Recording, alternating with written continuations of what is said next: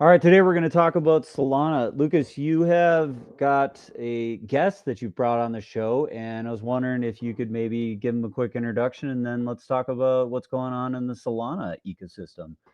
Oh boy, do I have a guest for you. We got Quicks with Solana, with Solflare now, with the famous boxes. Maybe and also a host of the Moon Show on Twitter Spaces, and in my humble opinion, one of the best hosts, if not the best host of all of Twitter Spaces. But Quicks, glad to have you on. Long time since we've caught up, and I see everything that you've got going on in your feed, and I thought Quicks always knows what's going on in Solana. Who better to give us an update? What's going on over there? How are you? GM FOMO squad, Lucas, Grant, Rusty. It's good to see you guys. Happy to be here. I am Quicks with the Solflare marketing and business development team. Also, the most famous Fox on Solana. Not by the ranking, of course. That's just an on-chain system they use. But by popularity and now getting there at all the events. Basically, we just came back from Accelerate, so I'm excited to talk about that. That There's fox a is cute as hell, man. Like that's there's a Japanese word for when things are cute. It's kwai or whatever. Like that's got it in spades, man. Are you guys big in Japan? No, we're actually a cool cat derivative, but we're on the right blockchain, facing the correct way with bold connecting lines. And so, yeah, I just believe in the really just cute, brandable IP. Part of the famous foxes is that you own the IP for owning the fox, and I think that is super valuable. I've proven that to be over the years because I've actually kept the same PFP about 3 years running now. But and then before that I had another fox. It was just a different variation. But I'm really excited to be here, talk about Solana, the ecosystem. We have so many exciting things going on, also with Solflare as well. So yeah, let's get into it. Rusty, I want you to know that Quicks has a very, very deep-seated aversion to left-facing PFPs. It has no specific animosity towards the Azuki apes, but or to you, but Oh we're crap, I'm the familiar. wrong direction. I'm the wrong direction. You too, Yeah, Grant. You could flop that over really quick just Oh to yeah, make you it can. I feel mean, it's better. just flipped That's right all over. right. I've been you know, which way is the correct facing way for a PFP is many debated topics I've had. One of the collections I enjoy has PFPs facing both directions, so it just depends on which collection I'm promoting, and That most of sounds the time like I am chaos. promoting the That sounds Azuki like apes. chaos. You can't be both directions. That's just chaos. That's the trans-dimensional foxes, but no. The next generation is the PFPs looking up. That's going to be the next trend. Ooh, I actually kind of remember the feet pics. I kind of liked that, but anyways, what else is going on with you, Quicks? yeah, we just got back from the Accelerate event, which was absolutely incredible. It was a full week long 2 day for developers, 2 day for everyone in general public. And Solflare had a huge part in sponsorship. We had a giant booth that was castle themed. We partnered with Raposa Coffee, and we actually had like a robot AI that was there making coffee. We had humans as well. But it was a great success. Gave out a lot of merch, onboarded a lot of new users, and got a lot of amazing content. So the culture on Solana is alive and well. And I think that right now, the biggest thing I think going on is in Vegas with the Bitcoin conference. But I mean, dude, Solana's doing this every month, numerous times a month, plus throughout the entire world. There's all different super teams that are creating startup villages, like we're about to attend next month. And there's just such a vibrant culture that's backed by all these projects that are just building, because Solana is completely open source. And so that's been a huge contributor to the success of the blockchain, is just enabling builders to just be able to build without having to get permission and go through different foundations. And I think that's been such an incredible aspect, because it's just really created that essence of a free market, and news, and allowed for such innovation. And Soulflare specifically, I think one of the biggest, coolest things that's coming out is the new Seeker phone.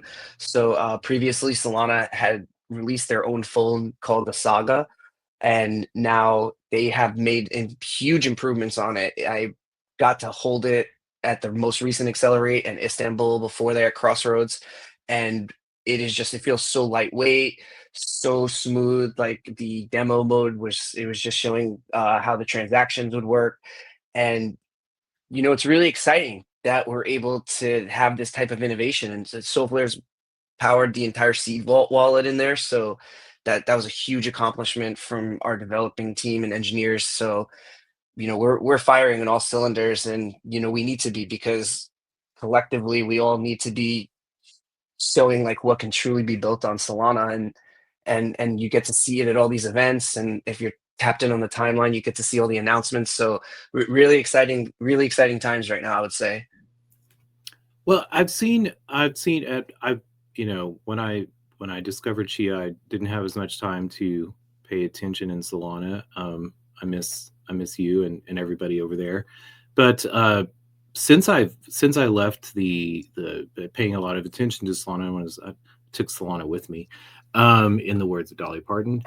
But I've seen a lot of attention paid to Solana meme coins, and is that still is Solana meme coins still sort of like going off? Has that died down, and did that carry over into a boost in the NFT communities?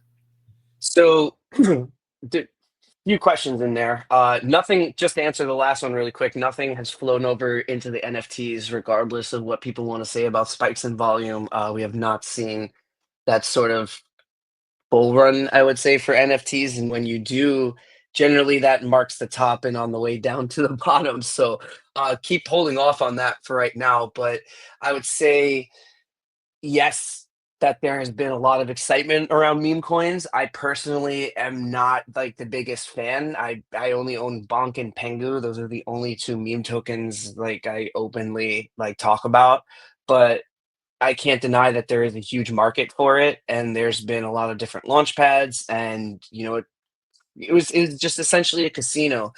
And regardless of like the success of that, or what, like the stigma that was created around Solana with the meme coin cycle, it's the two things is that's being overshadowed is, number one, like why like people like the president of the United States and the number one project on Ethereum, are launching tokens on Solana, and you see it now more with like new projects on Ethereum that are launching on Solana, because of what's capable to be done on the blockchain. And I think that that's a true testament, and also not to overshadow the true builders that are in the space. That's why I wanted to start off with the Seeker phone, because that's hugely influenced by the growing and vibrant DeepIn community that's on Solana. You have projects like Helium Mobile that's offering free phone plans that you're able to get rewarded for just by mapping, and they have amazing devices that you could set up for indoor and outdoor to offload data, and they've partnered with huge companies already like AT&T, and I think in movie star in Mexico. And there's so much opportunity with DeepIn and having that on chain, and it all being built on Solana. There's huge pushes towards stablecoin. Billions of dollars have been minted on stablecoin on Solana, and that's all in preparation and onboarding for not only DeFi opportunities, earning yield on stablecoin, but also for payment processing in hyper inflated areas where a lot of these Solana events are targeted towards, like South Africa, Istanbul, coming up on in Hungary, Budapest. So, I think that's really important, because that's truly what this is all about, is, being able to peer-to-peer send, transact with anyone around the world. And I think that Solana offers that and does it better than any other chain, in all honesty. I mean, I agree. Solana is well suited for. I mean, there's very low transaction costs, and I'm glad that they are focusing on uh, on other parts of the world that could benefit from low transaction cost. You've been going around to all of these Solana events across the world. I hope you loved Istanbul. I've always wanted to visit Istanbul. What is the main what is the main interest in Solana at these events? Is it retail? Is it banking, DeFi, wanting to sort of like Western Union looking to make inroads with Solana? What do you see there? That's really interesting, and I would say it's a good diverse crowd because you would have on average at each event about like 50-50 or 60-40 either way of people that have been previously to Solana events or are currently building or active in the Solana ecosystem, and then others that are, like you said, are a mixture of, I would say, students and early startups, a lot of people that are getting involved in AI, payment processing, DeFi curiosity is huge, and then you do have your retail investors and VC funds, and they are looking towards different types of, essentially a lot of like DeFi protocols. Because again, like now we're moving towards the era where being able to spend crypto for goods and services just like you normally would anywhere that Visa, MasterCard is accepted is now becoming the next phase. And it benefits businesses so much because of the cost of transaction is essentially reduced as low as possible on Solana. And even with like the credit card fee transaction that's there, it's still like being the ability to pay on chain, like pay with my QR code in my Solflare wallet, and it's just that merchant receives the USDC, is huge. Is huge in these areas that experience hyperinflation.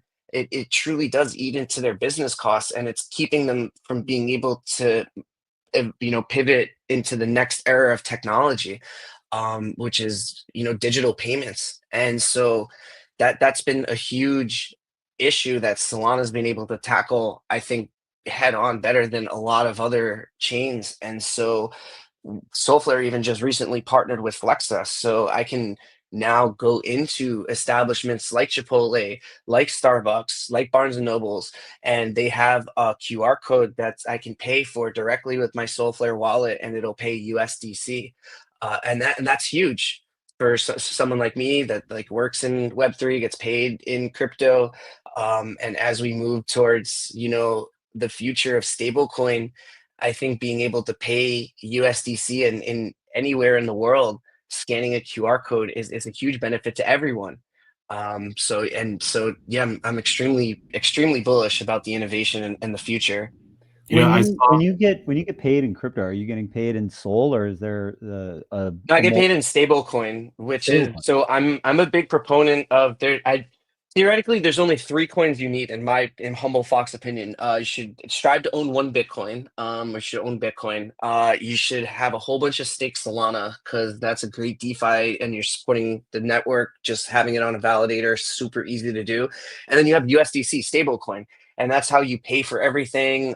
Because I don't want to pay for a cup of coffee in a Solana or any type of token, because that price is volatile. It may be more expensive, that price of coffee, or it may have been I may have double paid. It all depends on the time and the market. And so stablecoin is just such a better option, and it could be universal. And that's incredible. With now we're able to send, because I work for a European company and we all get paid all throughout the world at the same time, and it's all sent in stablecoin. And it's up to you now if you want to convert it to Solana, if you want to buy tokens with it, if you want to throw it in DeFi. There's payment options and off ramping if you still want to convert it to fiat and put it in your bank account. So I think that's the future, and I'm really excited. I'm kind of living it a little bit. Last summer I saw an uncomfortable House Financial Services Committee when they had MasterCard and Visa trotted in front of them to give some testimony so that our dear legislatures, that our federal government could improve could improve our monetary system. And the representatives of Visa and MasterCard had some very evasive answers when it came to their profit margins. So, and I don't think those questions ever would have been asked to them without alternatives like Solana, like crypto. So, we are on the cusp of a new world and getting out of some ridiculous costs that we've had regards to our financial system. But I'm a little bit worried about USDC. I've also begun to see some of, I should say USDC and Tether. I've begun to see some more scrutiny being turned in their direction as we have more legislatures, more politicians who begin to grapple with concepts behind crypto. But apart from that, I would agree. It is nice to transfer money around. An interesting thing as I was perusing the USDC site, because I was going to just try to put it in context as we throw things on the screen like we do, is that Circle seems to have transitioned from featuring the blockchains that they're on to just completely being user centric. How do you use it? You know, how can you use it for payments, whatever? And they are almost trying to push the blockchain to the background. So that's kind of an interesting thing to see, is that Circle is just saying, hey, we're gonna enable payments anywhere, and Solana is one of the supported networks, and so it's just becoming de jour. You know, this is how you do stable payments on blockchains, and Solana's got the big dog. Yeah, and they it looks like they're advertising for our competitor, but it's okay Yeah, I because didn't want to throw chain. Phantom up there, but it's like Yeah, there's it's nothing okay. that It's just says because they're Solana. multi-chain, and so there is like USDC minted on Ethereum, but Solflare is strictly focused on building on Solana. It allows us to build vertically and keep things as faster and safer as far as like with different updates and features. So yeah, that's kind of been always our mantra. But USDC, I would say, is extremely exciting, especially, I mean, you can even see in some of like the different well-known uh um like Robinhood, you're able to hold USDC and earn I think like 4%. Same thing with like Coinbase, and I believe like Binance or crypto.com has similar features. And so now you have different platforms like Lulo and CarrotFi where you're able to, put that USDC in a self-custody wallet and earn like 7% higher on stablecoin, which I think is really exciting, even at an institutional level. And now you're able to link that, like for example, with Solflare, we have our new debit cards coming out that'll be linked directly to a wallet that you can spend your stablecoin on. So, being able to earn yield on your stablecoin and then spend it on goods and services, both digital and in the future physical, I get so excited about that, and I think we're going to help change the world. And with stablecoin is like it just makes sense for a lot of people. It just really I know it's not a meme token that's running to 1,000. You're never going to wake up and become a millionaire from DeFi protocols with stablecoin, but you know, for the everyday person and businesses, it's a great transition. It helps to ease the friction for onboarding, because there's no volatility. So how, and I wanted to get to ask you about Solflare. I've seen you post with regards to Solflare. You went on a retreat recently with the Solflare Fair group. How's the community at Solflare, and how did you get into it? Oh, it's incredible. So first of all, we've built a community called the Guardians, which were all hand selected at first from our ambassadors, who are also hand selected people that contribute in the Solana ecosystem and support Solflare. And from that small group, we built it to nearly 1,000 Guardian members, that like truly a community that wants to be there, that we've rewarded so much throughout this year alone. But Soulflare culture is unreal. We just went through a rebrand and we did have a team building event. And I gotta say that this is probably one of the strongest teams that I've ever been on in my life, let alone in Web3. I think in Web3, it's so underrated how strong we are. At all these events, people even say, like, oh man, the Soulflare teams, you guys are always together, you're always moving around. And it's like, damn, we're a family. And it's because there's such a level of respect for everyone in the company, whether you're a developer to a support specialist, which we offer 24/7 of in Wallet. That's where I started, actually. I became an ambassador, then a support specialist. went to Breakpoint on my own and then got promoted over to like marketing, now BD. And so it's been an incredible journey, but it's been such like a respect of everyone, as long as they understand, okay, we're operating on 110% all across the board, we're going to be the number one wallet on Solana.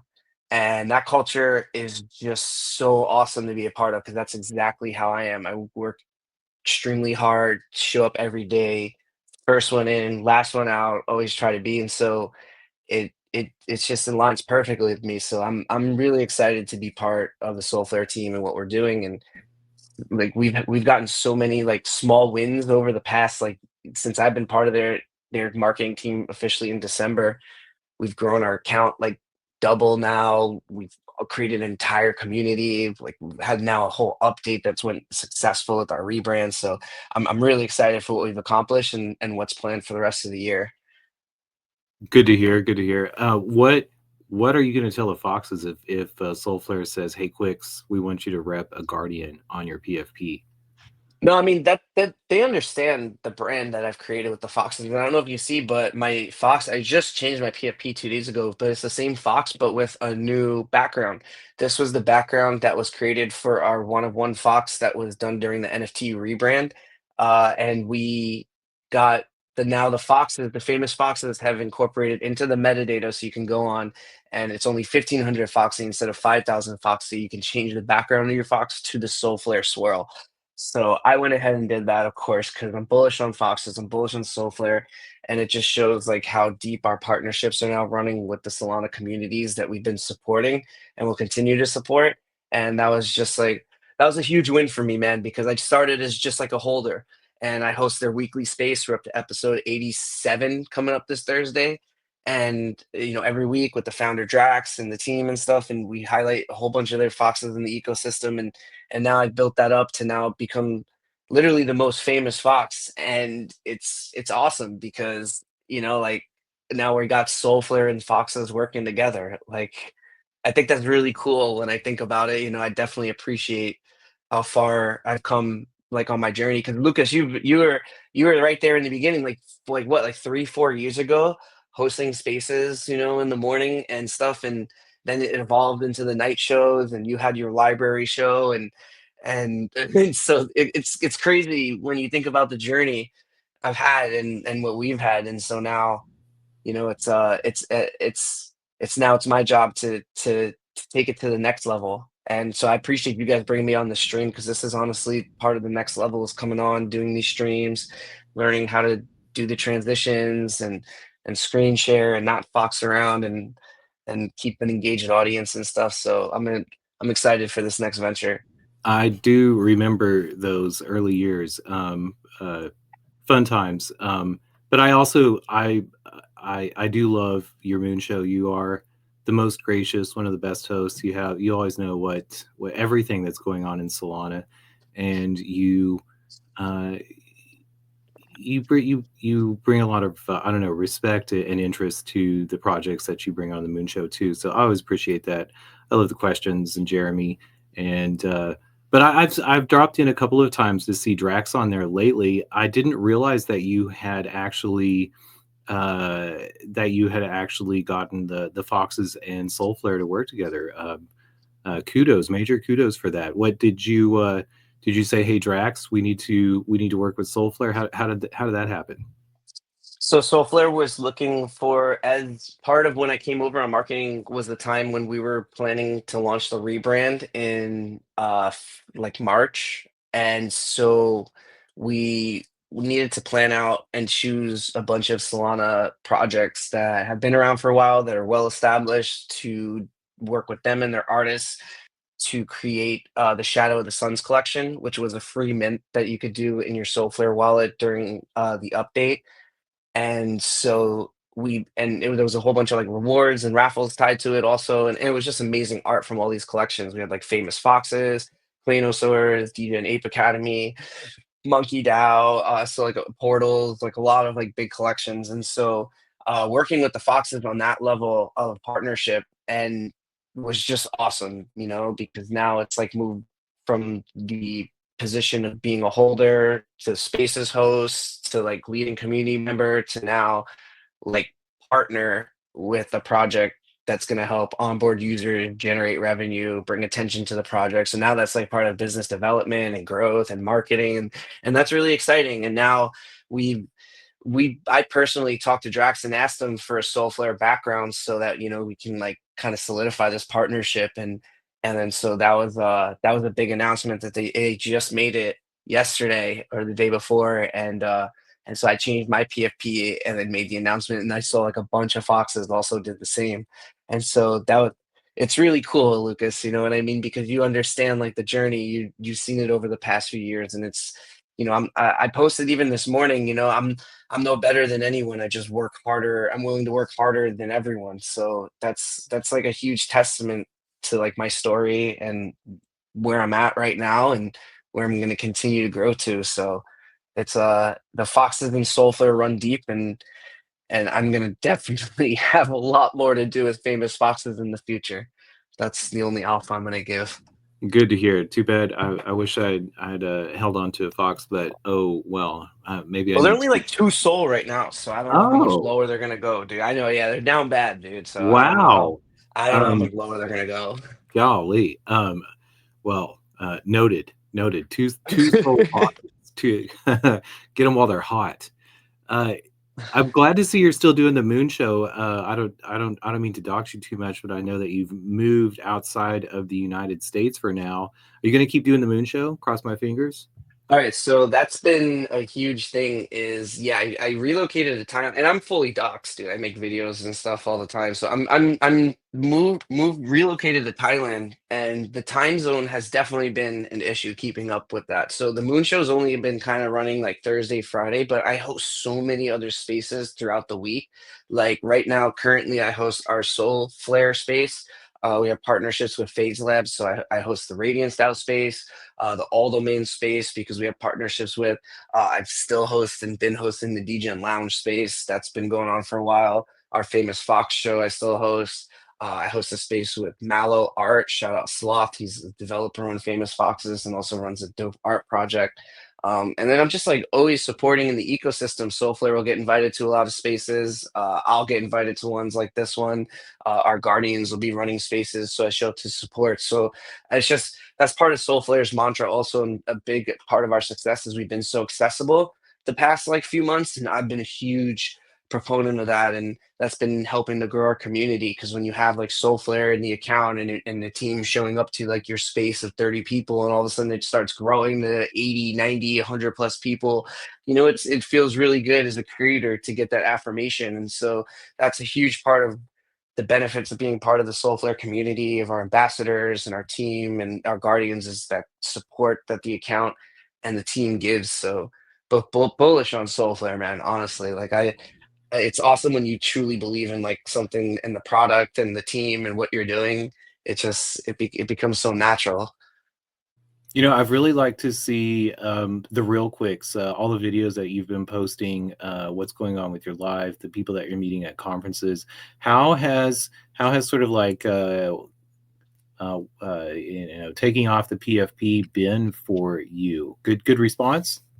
Well, the PFP stays on, dude. Like I got invited to do the closing ceremony at Crossroads, the roast with bangers, and they said, "Okay, can you share your headshot with us?" And I sent them my Fox, and they're like, "Oh yeah, you want to use this?" And I was like, "Absolutely," and I did. And then so I was on stage live docs, but it was my Fox as the background that showed up on screen, which I think is important. It's part of the brand, because it's at the end of the day, like I'm I'm not like, yeah, I don't care about being doxxed. I could do videos and streams and we could do pictures and stuff, whatever. But the whole idea of just like I'm just like a fox on the blockchain is just such a better like brand and angle. So I think that you can be extremely successful and be taken serious with like a digital asset like an NFT of a famous fox.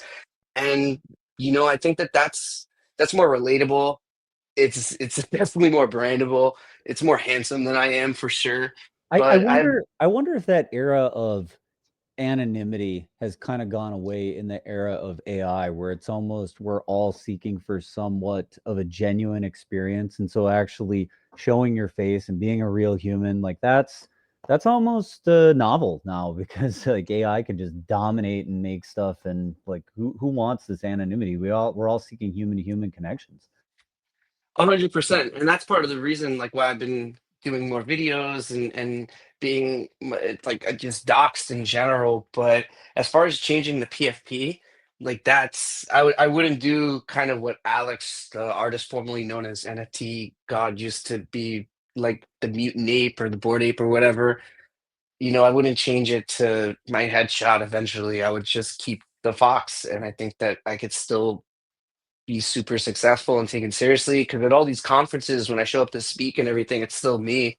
It's still me on video, it's still going to be me on stream, but the brand of the fox is it will not only outlive me, on chain also, but it'll have a further reach than I will, because yes, we are all seeking that human connection, but humans, the attention span also is pretty quick, and so they move on from human to human. So it's I think it's a combination, and it's been working for me so far, and I'm gonna see how far I can kind of take it.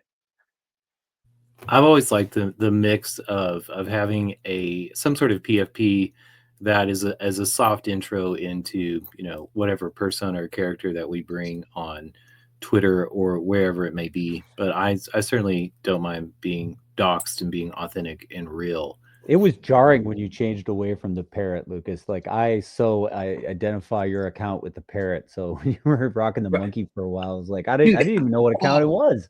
I've said that for so long, and Lucas can attest to this. I've said this for years, that changing your PFP, as if you're building your brand and your account, if you're just a holder and supporter and on the sidelines, it's whatever. You can change your PFP as much as you want. But if once you become a voice in the ecosystem, and Lucas is definitely a voice, it's people know you and they associate that image with you. They're just visual learners, and so you may think, oh, I show up to a space and people are going to hear me, I'm still Lucas, but at first they don't know it's you until you start speaking, and then, even then it confuses them at first, and then on the timeline with just text, they never understand the updates. And so yeah, I've always been a big proponent of choosing a brand, sticking with it, and if you're going to do like a rebrand, it kind of has to be like some extravagant event where your holders or community know that this is like the change and this is how you're identified now. But I would say it's pretty easy to like choose a brand from the very beginning and just kind of stick with it. So I kind of treat it as a business, because we Well, all are businesses.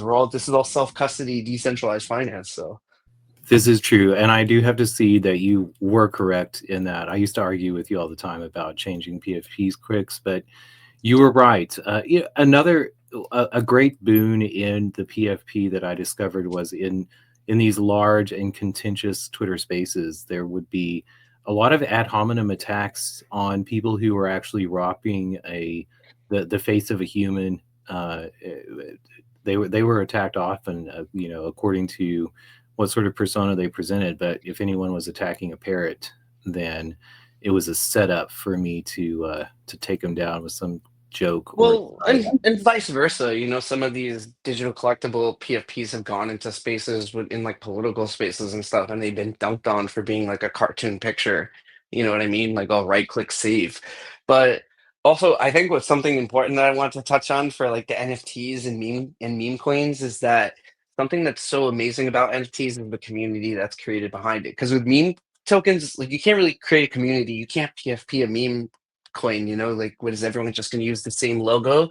And so it's hard to do that, and the whole end point is for the price to go up and to like sell. So it creates a whole PvP environment. There's not a community. But and with NFTs, there's like an identity, like you can create a brand, there's a stronger community, but there's just not as exciting anymore because of that monetary aspect that comes with, like, the meme coin casino.